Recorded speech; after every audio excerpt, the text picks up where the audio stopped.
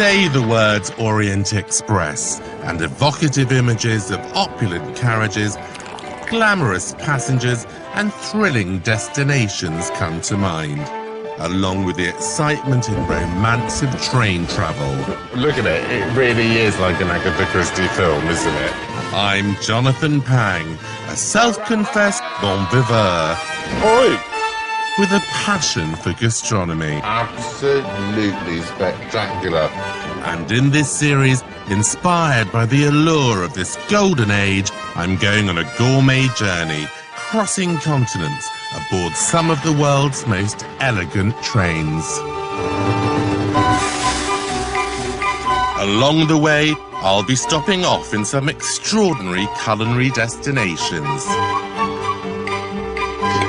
Thank you. Exploring places with connections to the trains.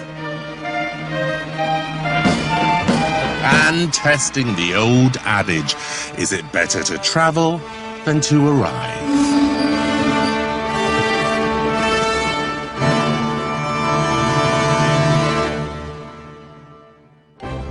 Coming up, all aboard the Venice Simplon Orient Express. Oh! There's a schnitzel challenge to be attempted in Vienna. Your technique is quite good. My technique is quite good. Did you hear that? Schnitzel boy is telling me that my technique is quite good. I get to try the most luxurious cabbage dish in the world. How big must the lobster have been to have a claw that size? And I make a lunch inspired by blood-sucking leeches. A bit sort of jellyish and a bit sort of like a chocolate mousse in a way. My journey starts in Budapest, Hungary. From there I'll be making a 303-kilometer journey to Vienna in Austria.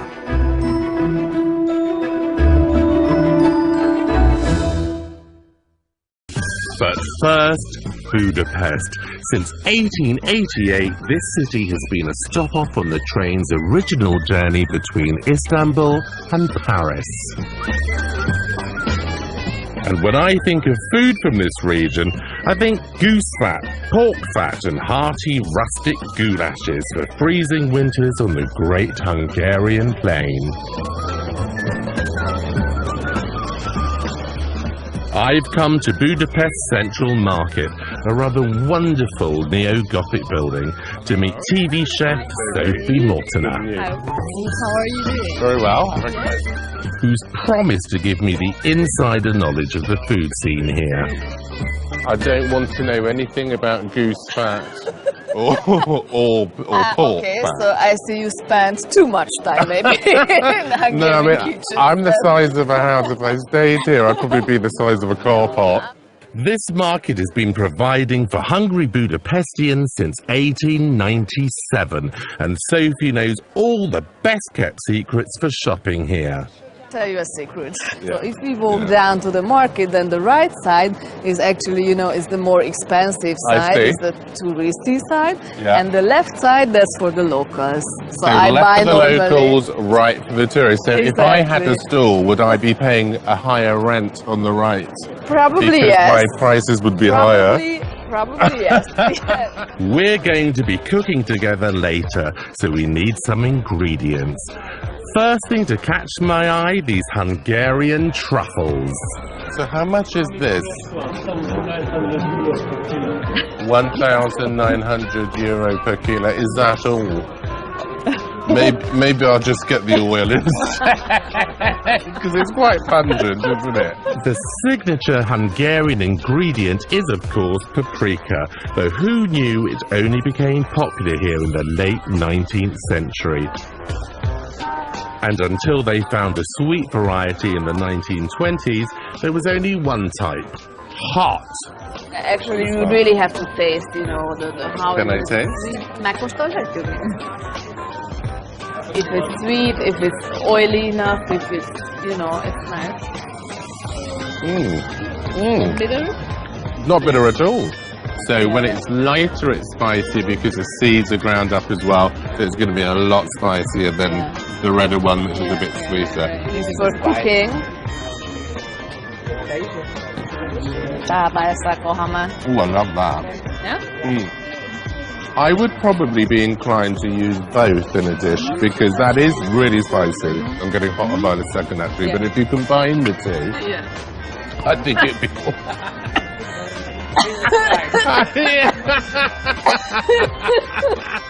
The store holder here doesn't just sell paprika, he's also renowned for his plum jam. Huh? Wow. Did you make it? My mom. Your mum made it? Yes. Delicious. Tell your mother she's fantastic. Moving on, it doesn't take us long to find that other well-known Hungarian speciality. Pork fat. My favourite thing. It's called mangalica. This is the one that allegedly has no cholesterol. Of course. Kosarat szerintem elvisztük. You know, it's basically, it's really fat. And you know how people eat this? You would eat it with bread and red onions. I'm on the verge of becoming vegetarian, so for God's Then sake, you're in trouble, to be show honest. me a fruit and vegetable. You know what this is? No. It's pickled baby watermelon. That's a little watermelon. Yes. So that grows up to be a big watermelon? This one is honeydew. A little honeydew? Yes. Isn't that cute? What's this? A little paprika. Spicy. Nagyon csípős. Careful, be careful. Csípős, nem? I just got a mouthful of seeds. I tisztelem better a have a magok. bit of honeydew. Sophie picks up a few final ingredients for the dish we'll be cooking later. Which leaves me just enough time to go on the search for a uniquely Hungarian tipple, which I intend to present to the head barman of the train when I meet him tomorrow. I've got something up my sleeve which may just blow his head off a bit. It's called Unicom and it's a national drink here. Now, is this the real McCoy, the real strong one? Yeah. Or does it come stronger? Okay, so, yeah, there you go. Only 40% volume. So this is the real McCoy. It's good for a hangover, I hear. Thank you very much. Okay, bye.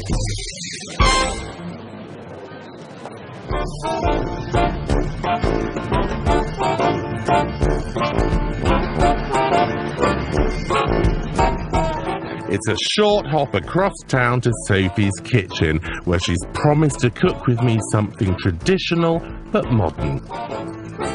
But not before I'm roped into recording a piece for her television show in Hungarian. Tejföl. Yeah, I love that. Say it. Tejföl. Perfect. Édes. Édes. Cuki. Zuki. Cuki. Édes zuki. Cuki. Say it again. Cuki. Suki. Édes zuki. Suki. Zuki. You're saying zuki. And what are you saying? Suki. Suki. Perfect. Suki. And in case you're wondering, that means Sophie finds me as tasty as sour cream and cute with it. Sophie, I am very happy because I can't see any meat in your list of ingredients here. You see, Hungarian food isn't all about just the meat. Because you can even make a goulash with mushrooms or vegetables or fish, so you can make it a little bit lighter. A little bit lighter. Yeah. So you have some oil, and then you need to soften the onions. Right. A lot of onions. That's one of the secrets of a good goulash. The onions are sweated in a splash of olive oil, whilst I chop up the mushrooms. And these are just like chestnut mushrooms, aren't Yes, they? Just yes, easy to get exactly. hold of. But you can use, you know, in Hungary we have really nice forest mushrooms, porcini, whatever. So you could use, you know, in A when it's medley. season. You could use a medley of mushrooms. That was the word I was looking Or for. a So you trio. could really use a medley of fantastic forest mushrooms. And what are you going to serve this with? I'm gonna serve it with an absolutely traditional thing, which is little dumplings. Well, I'm excited to taste the real traditional Hungarian goulash. So I'm glad you're not making pasta. I want to try the dumplings. So now comes the really big secret of a perfect goulash. Okay, guys. Because, yeah, take care, because you have to take off the pan Right. from the heat, Okay. and you put the paprika always off, because otherwise the paprika would get bitter from the sudden heat. Oh, I see. So you want it cooked through, but not Yes. burnt.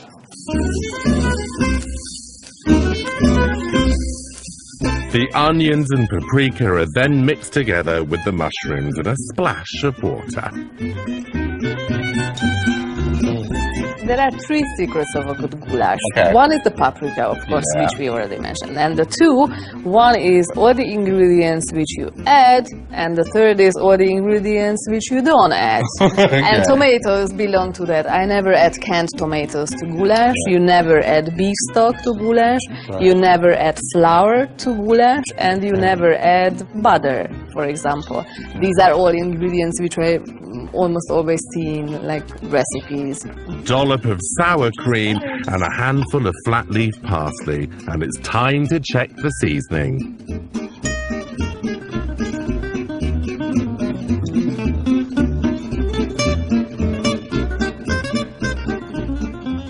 Absolutely delicious. Nothing wrong with that at all.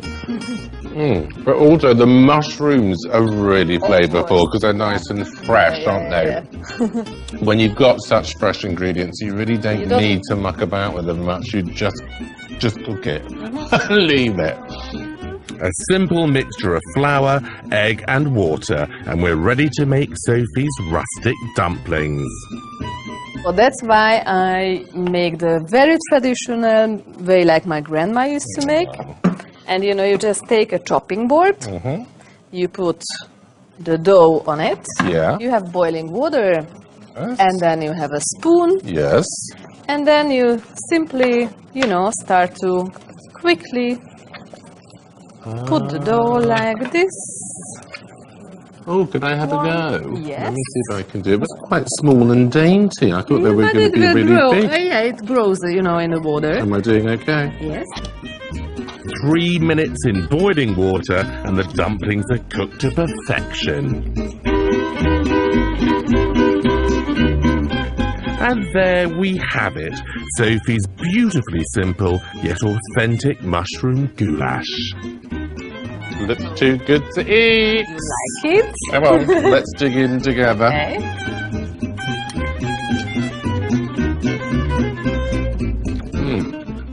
Oh, I'm not sure. I'm going to have another bit. Dumplings are very light and fluffy, like little pillows. Very nice. Sophie, thank you so much for sharing the secrets. The secrets are just keep it simple and make sure the ingredients are authentic. Exactly.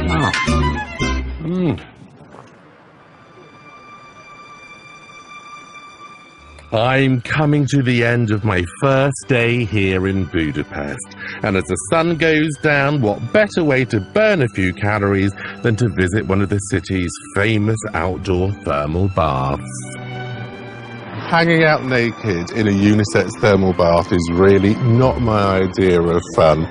But when in Rome, do as the Hungarians do, and I'm here at this amazing old spa to give it my best shot and see if I like it. So I'll let you know later.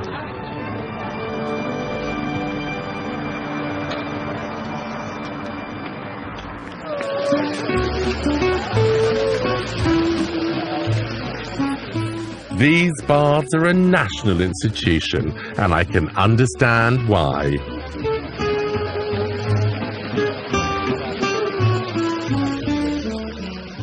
Locals like to meet up, play a game of chess, and get to know the neighbours a little bit better.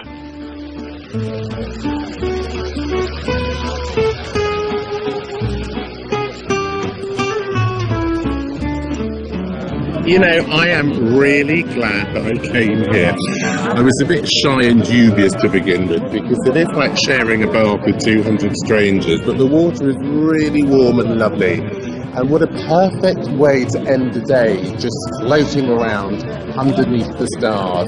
And I really need to burn some calories off after what I've eaten today. So I'm going to go for a swim and hope that I sleep well tonight. Coming through.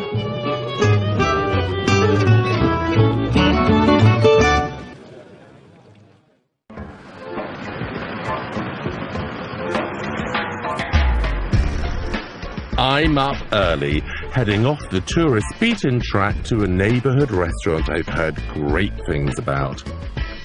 Bock Bistro has been voted the Michelin inspector's favourite establishment for 3 years in a row. So if it's good enough for them... Hi there, I'm Jonathan. Leos, lovely to meet you. Today, Chef Leos Biros has offered to teach me how to cook one of his more unusual dishes. Oh, is that for me? Yes. Let's see if I can fit into it. The centrepiece of this dish is a loin of pork which has already been cooking in a water bath on a low heat for 6 hours.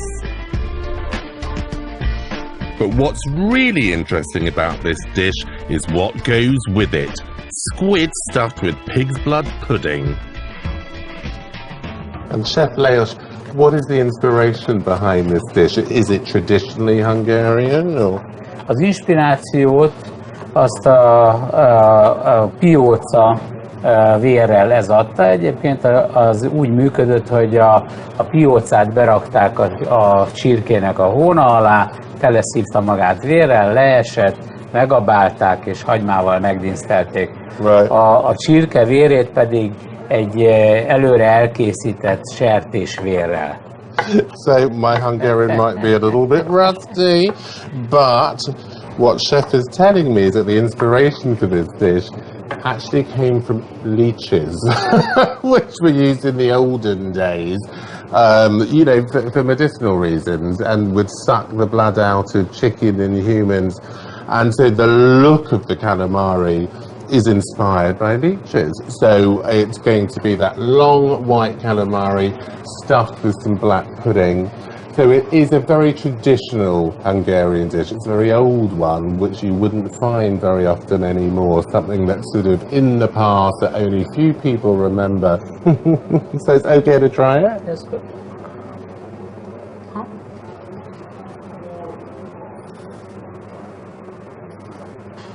I expected it to be a lot more flavorful. It is quite salty. Egy kevés só van benne. It's a really unusual texture. It's a bit sort of jelly-ish and a bit sort of like a chocolate mousse in a way. But a firm chocolate mousse and a salty one. Onions and peppers are fried in olive oil until soft, and then in goes the blood pudding. So what next? So we've got some lovely sweet paprika there. Igen, de csak nagyon keveset teszünk bele. So quite a lot. Sort of tablespoonful.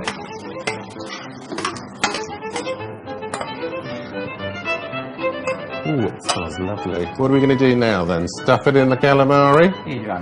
Yeah, okay, let's make a leech. Yeah. You want to pack all of this in really tightly because we're going to slice it later. So don't be shy. It is a little bit delicate, isn't it? Because it's quite slippery. All the oils are oozing through and it's a little bit greasy and slimy. But yeah, it's satisfying. It feels good. But look at my chubby little leech. It must have had a field day on a couple of chickens, eh? The calamari has been left to cool in the fridge before being sliced. I just love the way it looks like bone marrow. And then it's time to finish the dish. The slow-cooked pork loin is crisped up on the hot plate, along with a stuffed calamari and a sliced pear. Leos plates up whilst I get comfortable upstairs in the restaurant.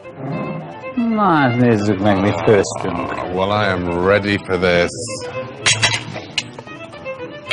Wow, this is delicious.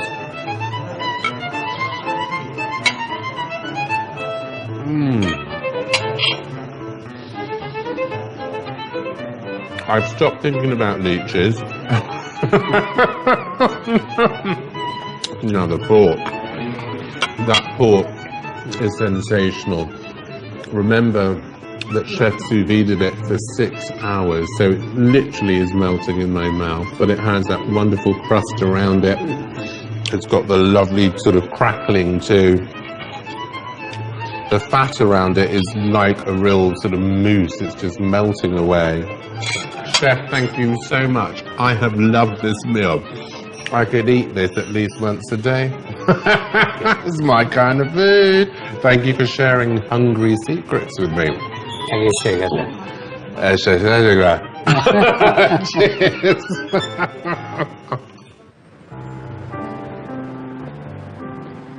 Now, any proper Hungarian meal ends with something sweet and buttery, preferably topped off with a large dollop of cream. Hungarians are seriously hardcore when it comes to dessert. I'm heading to Gourmet, one of Budapest's oldest grand cafes, as I've been given an invitation I simply cannot refuse. Chef Zoltan has promised me a masterclass in the fine art of Hungarian chocolate desserts. I'd love to try it, but... And how long does it take to set? Quick. Quite quickly, okay. Yeah, so 2 minutes. Okay, shall I have a go? Of course. It's like crude oil. It's that thick and shiny, isn't it? A chocolate ganache torte with macaroons is just an appetizer for Hungarians. Zoltan now wants me to try my hand at a serious dessert. So this dessert is called a shumloi. Yes. And this is a very traditional Hungarian dessert yes. and one of the top sellers here. I don't know what it's going to look like. I don't know what it's supposed to look like. So, if you talk me through it, let's see what I can do. We have the chocolate sauce. Yeah, more. Yeah. Lots of chocolate. Yes. So this is supposed to be nice and even, is it? Yes. Is that getting better? No? Very good. After the chocolate sauce, we have 3 scoops of the shumloi cake. Shumloi cake is a walnut sponge with vanilla cream. So we have like a little Very nice. triangle of scoop. Yes. Like this size. Okay. It's more in... Yeah. That's quite sleek. That's fine. I did say the Hungarians like cream. And now the finishing touch to my cakey creation. And after that, it's coming with chocolate. Not really on this way. Oh, yes, of course. Here we have it, my own personal interpretation of the shumloi, the Gourmet's bestseller. Where is my apron? When do I start?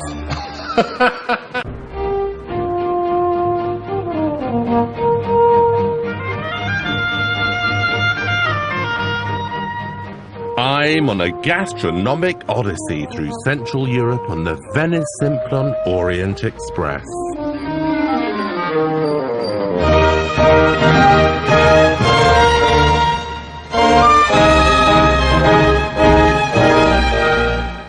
My destination this morning is the Nyugati railway station in Budapest, as it's time to catch my train.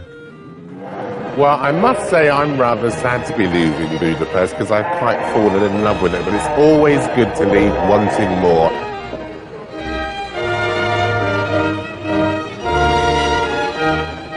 But what a way to leave. This magnificent Belle Epoque waiting room, the Royal Lounge as it's called, really sets the tone for what is undoubtedly the grandest train to travel through Europe.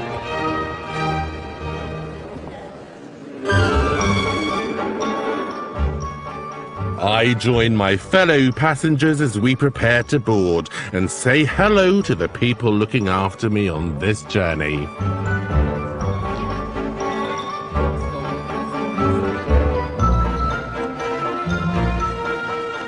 Hi, how are you? Nice to see you. Very good. Vienna, here I come. The last few pieces of luggage are loaded and the train heads out to Budapest.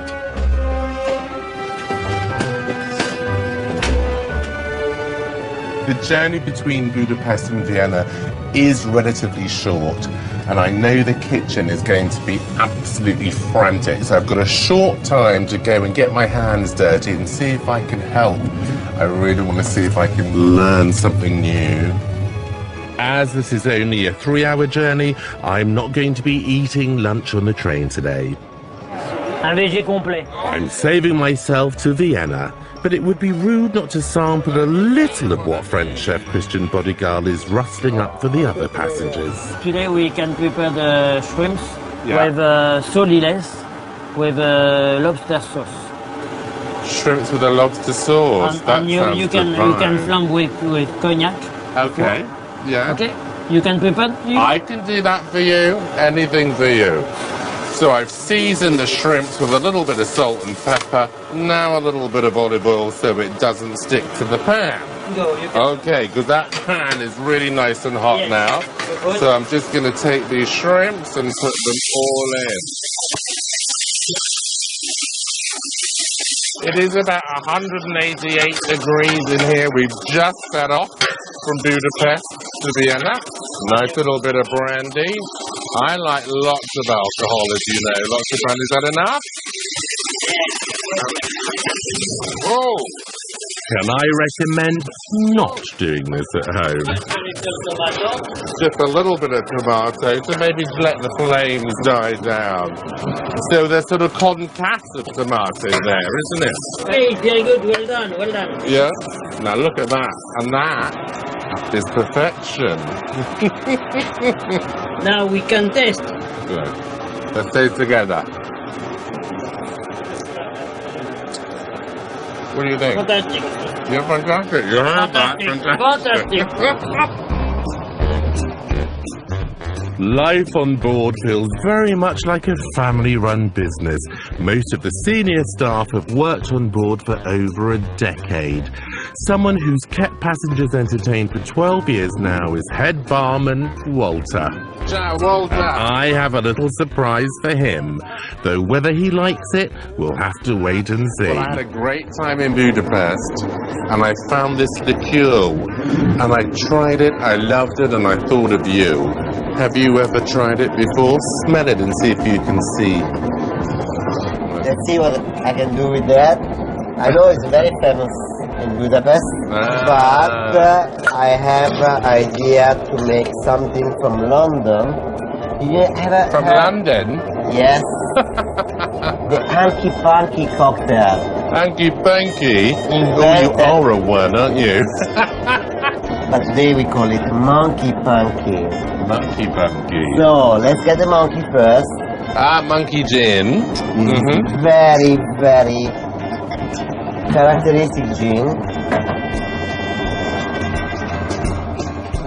47 elements. And then we touch of Italian thing, sweet vermouth. Vermouth. So this is going to have a lot of herbs in. We've got how many? 47 from the monkey gin. And now 44 herbs from Budapest. Off you go.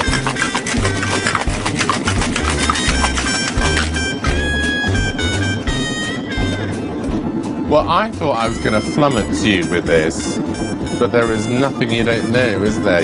You have like a cocktail for every single day. Let's see if Walter's herbal remedy is the pick-me-up I need. Mr. Jonathan, it's my pleasure to present you the Monkey Punky.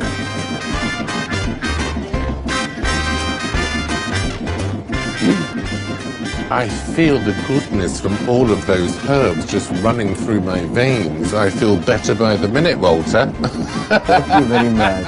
It's my We all pleasure. need a Walter. I'm going to miss you.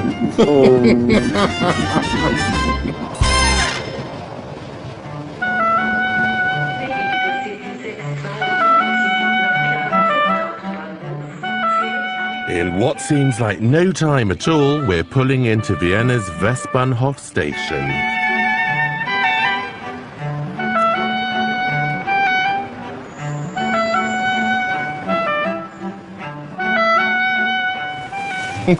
Oh, thank you for looking after me. This is wonderful as ever. My pleasure. Thank you. Thank you. Well, hello, Vienna. Strudel and schnitzel.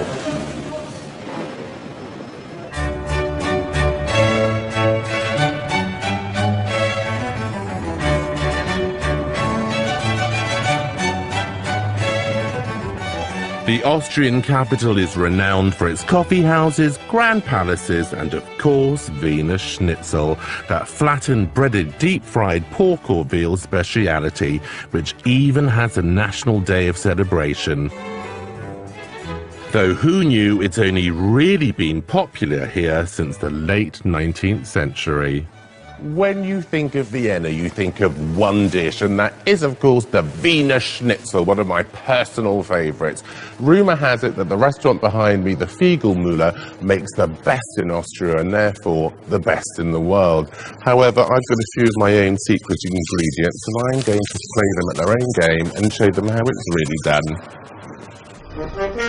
I might have bitten off more than I can chew here. After all, these guys are a schnitzel powerhouse, but I do like a challenge.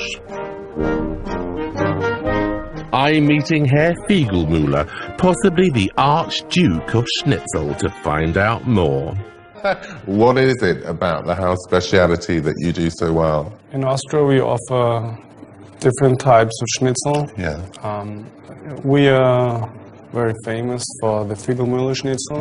This is a very different style of schnitzel. Okay. It's a little bit larger than the others, a little bit thinner than the others, maybe also a little bit more crispy than the others. However, I reckon I can take you on, and I'm going to show you my schnitzel, and let's see what you think of it. Follow me. Show me the kitchen.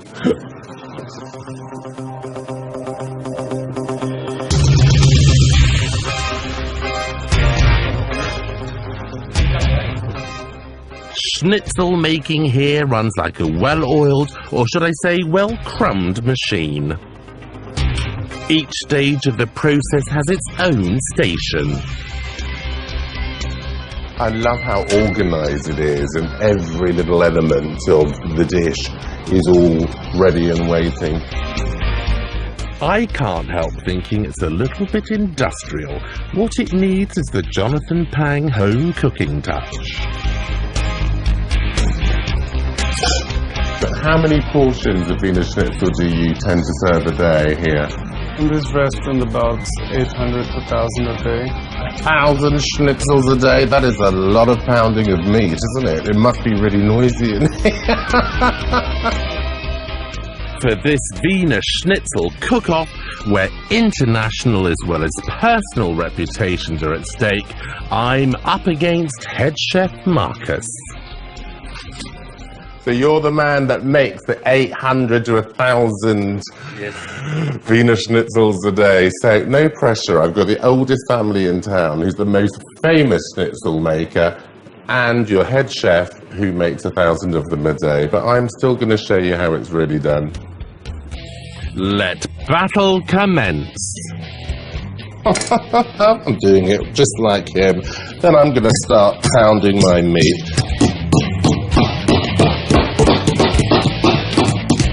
Your technique is quite good. My technique is quite good. Did you hear that? Schnitzel boy is telling me that my technique is quite good. Oh, careful. Sorry. Meat beaten, it's time to season. So, I know that these Austrians don't know how to season. So I've got a secret ingredient here, which I brought all the way from Budapest with me, which is a little bit of paprika, that lovely homemade paprika from the farm. I think this is just going to liven it up a little bit. Messing with a classic is always risky, but I'm a kitchen rule breaker. What do you think about our Fiegelmüller schnitzel? It looks like nice. It looks nice, and it's certainly very large, but you know what? It's not just about size.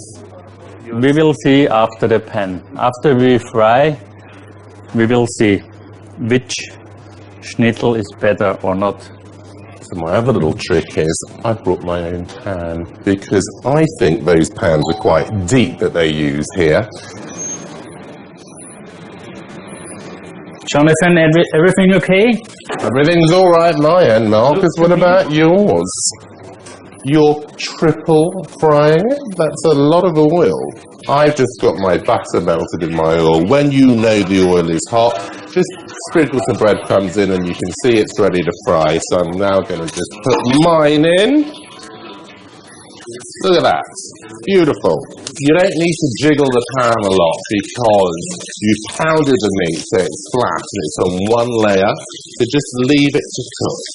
And then only about a minute on each side. Turn it over. Okay, it's a little bit brown. But I like my things crispy. Also, because I've got that lovely paprika in there, it's giving it a bit more golden colour.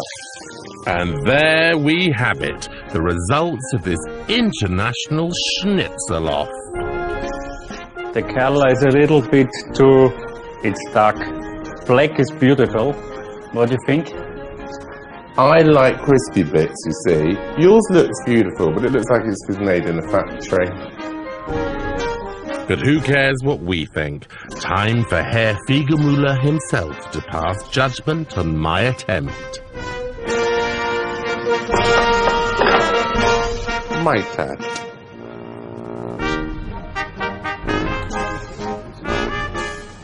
Interesting creation. But I can't compete with a family that's been making Wiener Schnitzel since 1905. So I thought I would just do something a little bit new. It's called the Pangster Schnitzel. Let me try. Actually quite crispy. Yes. And it tastes well. It's a little bit fat. That'll be the block of butter I fried it in, I guess. May I have a try of ours? Yes, you must. I'm getting the distinct impression I won't be snatching the schnitzel crown. I think I know which one we're gonna keep on our menu. Well, Herr Fiegelmüller, old habits die hard. Thank you for letting me in the kitchen. It was a pleasure pounding meat with you and showing me the secrets of your schnitzel. Maybe next time I come here, there might be the Pangster Schnitzel on the menu alongside yours. You never know. Progress, boys, progress.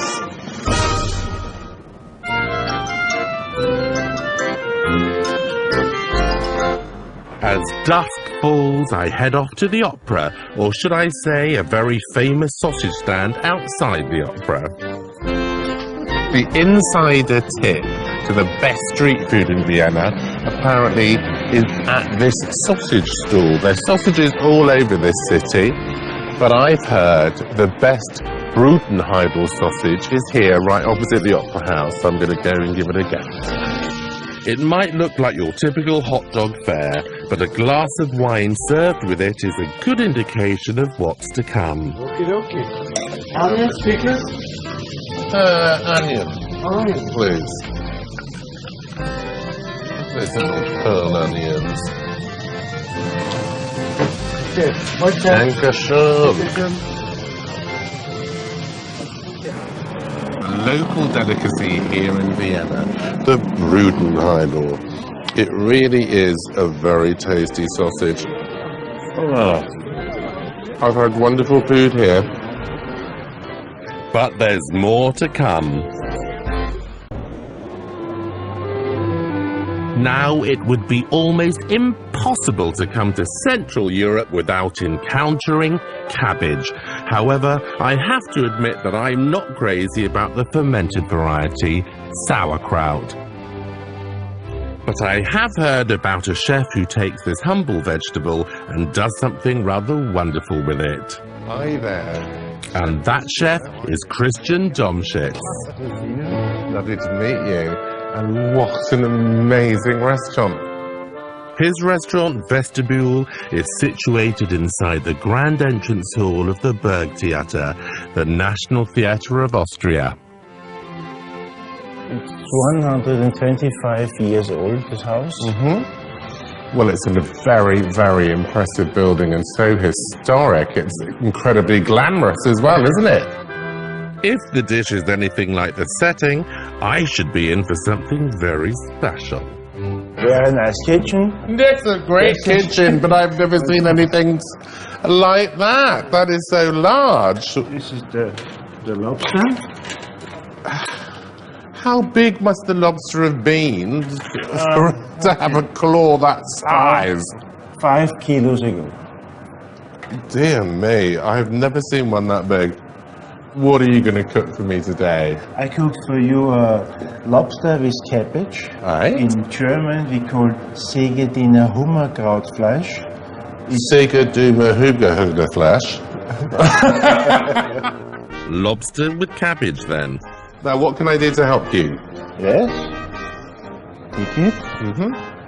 And now you cut slowly this the inside. Okay. It's easier to get round, isn't it? Mind you should watch your fingers with me around. And is this a recipe that you invented yourself, or is it based on a classic? The recipe comes from a classic because in Hungary the Segediner is with meat. So is the recipe more Hungarian than it is Austrian? More French style. The sauce is more French style. Tail dealt with, time to crack open that monster claw. This is a special It looks hammer. special. No, it's special. It looks dental. It's for lobster. So this is a main dish or a starter? We have 3 size difference. Don't beat around the bush with me. Let's just go straight to the family portion. Look at that. I could just dive straight into that. So succulent and juicy. The shells go into a bag and are given a good bashing.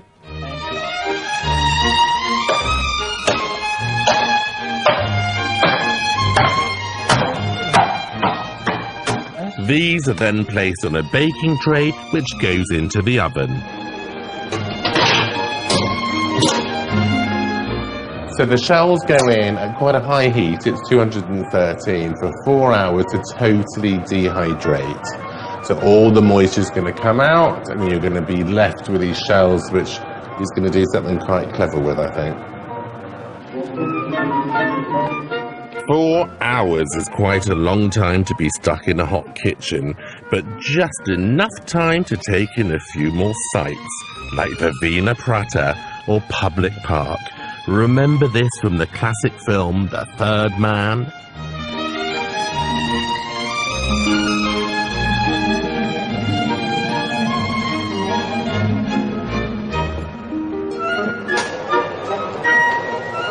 Ah, look. It's dry. Look, it's very dry. Very dry. But you know, that 4 hours just flew by for me, Christian. How was it for you? The dry shell pieces have an intensified flavour.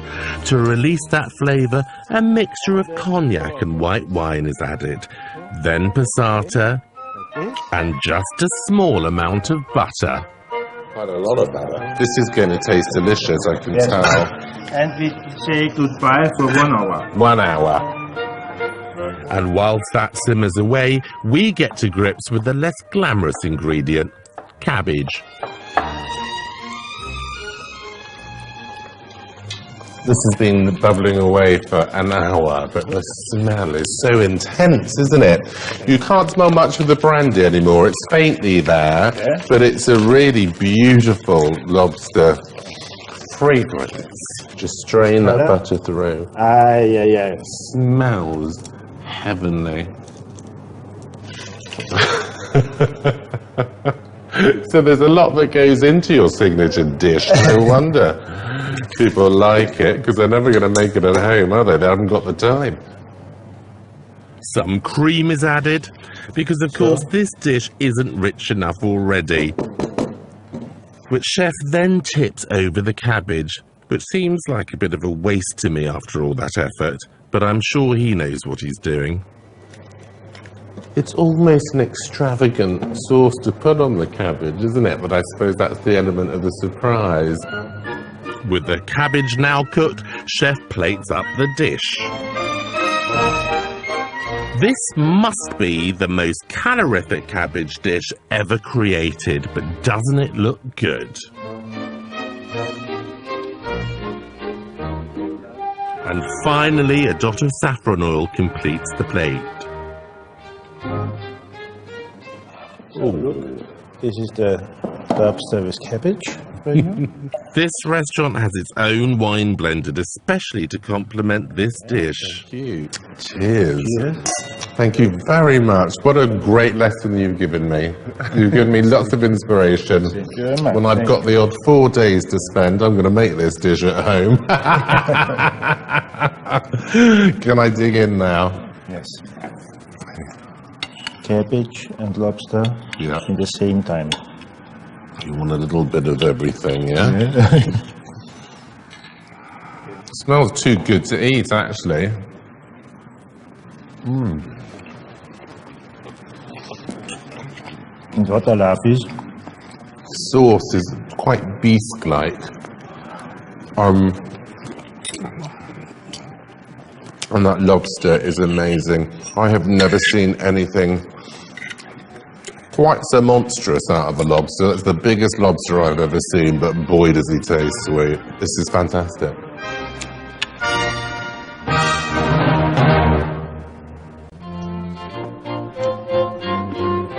I'm not really one for long walks in the countryside, so when I heard that there are vineyards within Vienna city limits, I thought I must check one out.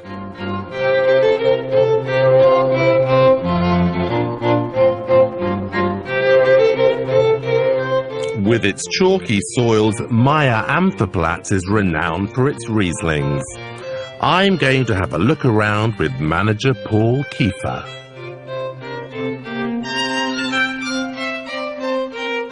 Paul, I had no idea that these vineyards were so close to Vienna.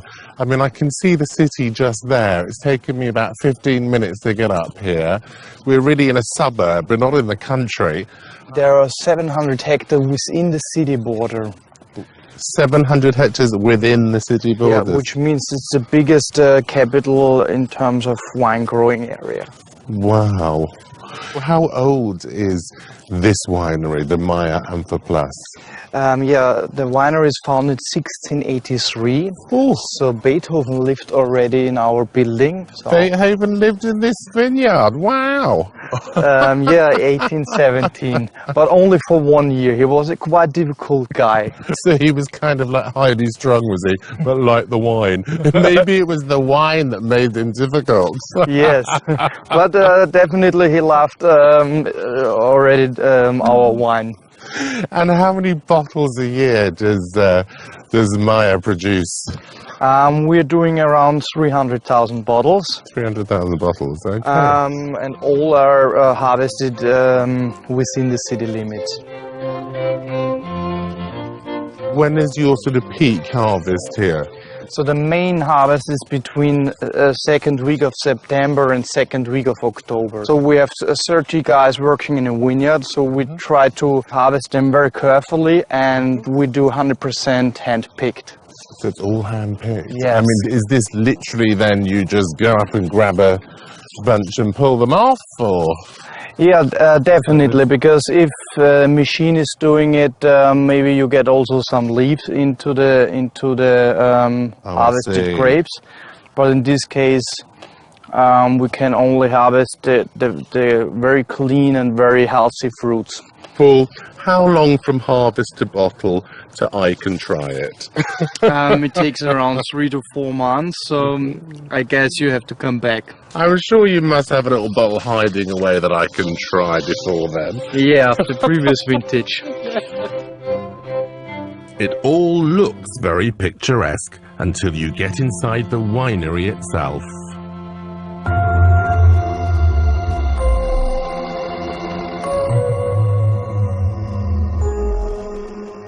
Now, Paul, in the fields it was all sort of, you know, rustic and like a country day out with everyone picking grapes, and now we're in here, I feel like I've landed on the moon. It's a bit space age. What's going on in all of these vats? Yeah, here these are our fermentation tanks. So we press the grapes and we ferment the juice, the grape juice here in these tanks. Now listen carefully. Is that dance music I hear coming from the barrels? I mean, not only does this place look a bit space age, Paul, it kind of sounds it to me. What's the noise? What's the music? Yeah, we have here something special. So we have 2 tanks with the same wine.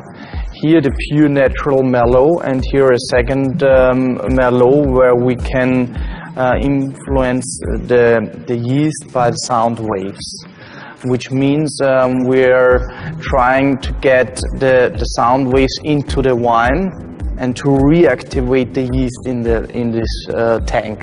And the wine will be softer, more creamy. That's amazing. I've never heard of anything like it. And where is the music being plugged into the vats? I mean, is it just around it or is it louder inside? No, we put the box inside the tank, and we're playing around 24 hours this kind of music.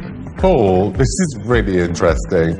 I really want to know if it works, but now I'd quite like a glass of wine. Can we go and try some? Yeah, sure. Let's go into our wine tavern. Okay, fantastic. I think it would only be fitting to raise a glass to Beethoven and his inspiration, the grapes of Meyer Ampferplatz, and try another of the composer's Viennese favourites. Finally, I'm getting around to a bit of strudel. So what is the secret to a really classic Viennese strudel?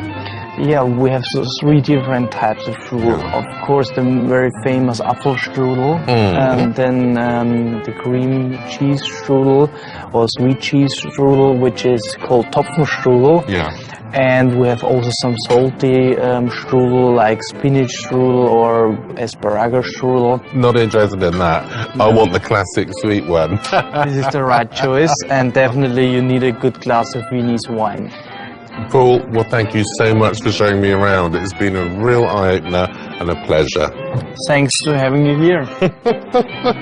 Let's get another bottle of wine and another slice of strudel, My Central European culinary tour is coming to an end. Wow, this is delicious. I've done timeless classic dining. And that lobster is amazing. In a style which complements my mode of transport perfectly.